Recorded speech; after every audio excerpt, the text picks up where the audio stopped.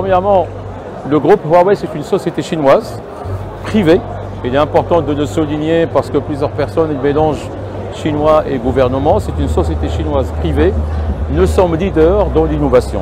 Alors, en résumé, le groupe Huawei au niveau mondial, c'est 200 000 personnes dans le monde, un chiffre d'affaires à peu près de 100 milliards de dollars, et nous sommes le top 3 au niveau mondial en termes d'investissement dans l'innovation et dans le recherche et développement.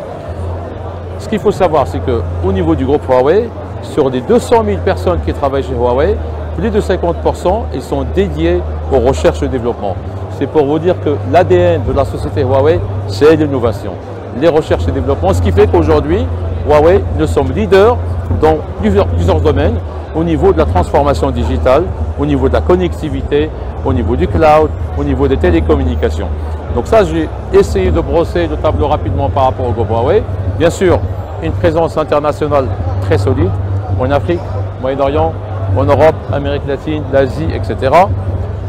Dans plus de 170 pays au niveau mondial. Huawei Maroc, c'est qui? Huawei Maroc, c'est 20 ans de présence. Nous sommes le premier fournisseur des réseaux télécoms, des 3 opérateurs télécoms, c'est-à-dire n'importe quel Marocain ici au Maroc, quand il prend le téléphone ou quand il se connecte, il utilise l'infrastructure Huawei. 70% de l'infrastructure télécom au Maroc est basée sur l'infrastructure Huawei. Nous travaillons avec les 3 opérateurs télécoms. Ça, c'est important de le dire aussi. Le deuxième point qui est très important, c'est que nous sommes aussi le partenaire du TGV marocain. Donc les communications qui sont gérées au niveau du TGV marocain entre le chef de gare et le conducteur de train, c'est avec nos solutions. Également, nous avons installé le premier centre de calcul pour la recherche scientifique en 2018 au CNRST, le centre de recherche à Rabat, et qui a été inauguré par l'ancien ministre de l'Éducation nationale. À côté de ça, nous avons 2 missions. Nous avons une première mission, c'est de former des talents. Nous avons un programme ambitieux pour former des talents. Nous avons formé plus de 15 000 talents marocains. Et il est important de souligner aussi ce point-là, c'est 15 000 talents marocains, pas forcément des ingénieurs, c'est des étudiants qui viennent de différentes disciplines, mais on transforme un petit peu leur cursus, on leur donne la possibilité de se former sur des nouvelles technologies, sur l'architecte par exemple des réseaux IP, sur le cloud, sur par exemple l'intelligence artificielle, manipuler les données, ou bien sur le stockage. Donc voilà, donc nous avons une mission de former des talents et nous avons lancé un programme l'année dernière pour supporter et accélérer le développement de l'écosystème des startups marocains et africains. Donc aujourd'hui, nous sommes partenaires avec la quasi-totalité des universités marocaines. Premièrement, il faut dire qu'aujourd'hui, pour le Maroc, c'est une chance extraordinaire d'avoir le GITEX ici au Maroc. Là, cette année, GITEX Africa 2023, nous avons invité plus de 1000 clients africains de différents pays africains. Sur ces plus que 1000 clients africains, il y a des directeurs généraux, il y a des présidents de sociétés, il y a des ministres. Les ministres, nous avons invité au moins 10 ministres africains. Donc, c'est important cette contribution. Et maintenant, puisque vous me posez la question pour GITEX, effectivement, aujourd'hui, ce que nous présentons pendant GITEX, c'est une vision. Une vision, c'est la vision qu'on présente pendant GITEX, c'est libérer le potentiel pour construire une Afrique numérique, une Afrique dans l'innovation et une Afrique verte. Alors, ça, c'est la vision, mais comment asseoir ce message et comment le démontrer? Donc, c'est un peu ce qu'on nous présentons ici dans le stand, et là, c'est présenté à travers 3 piliers fondamentaux. Le premier pilier, c'est l'infrastructure digitale. C'est la connectivité, apporter la connectivité à tous les citoyens, à toutes les sociétés, la connectivité importante.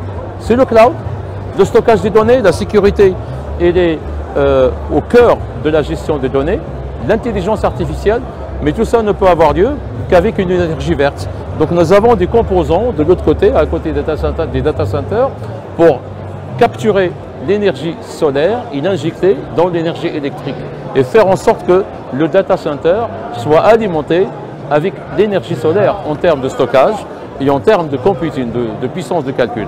Ça, c'est le premier pilier. Le deuxième pilier, c'est le nouveau modèle. Le nouveau modèle, il faut un écosystème très très fort pour développer l'infrastructure.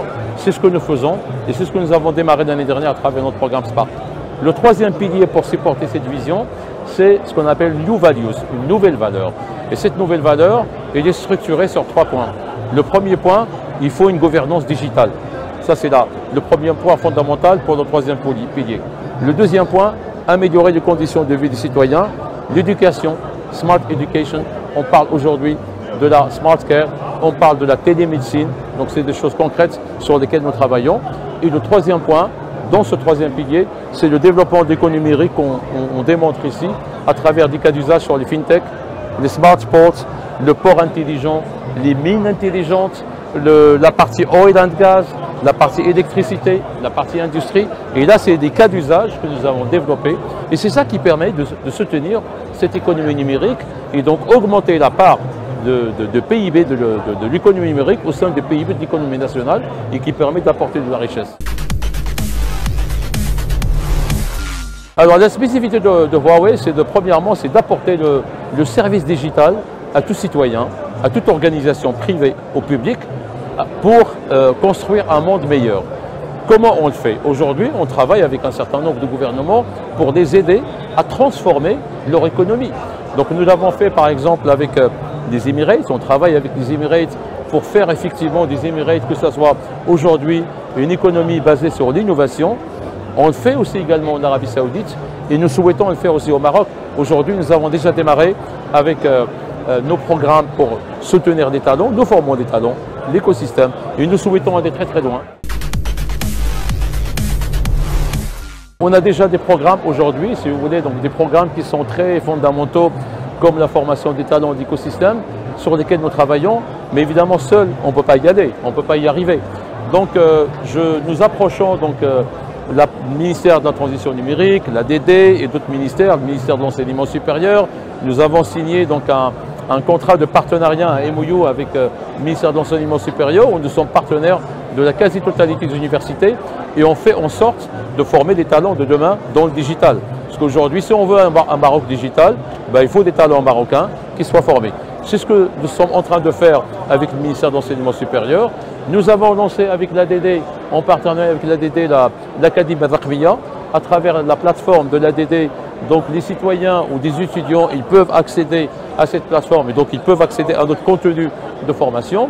Et ce que nous souhaitons également à travers le programme Spark, c'est de mettre l'intelligence artificielle à la disposition de l'écosystème des startups marocains. Je crois qu'aujourd'hui, par rapport au programme que je viens de vous expliquer, donc ce qui démontre notre engagement, mais l'engagement aussi qui est très important pour côté Huawei, nous considérons déjà que le Maroc est un hub pour l'Afrique, puisque en 2017, nous avons décidé d'installer le siège de 29 pays à Casablanca.